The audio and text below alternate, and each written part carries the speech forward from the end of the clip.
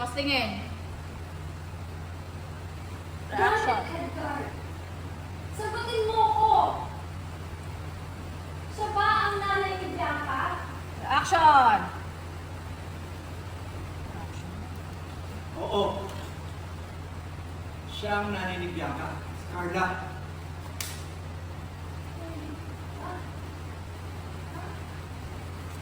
So ano? Masaya ka na? Ha? Masaya ka na? Kailangan mo na yung totoo? Itigil ka na?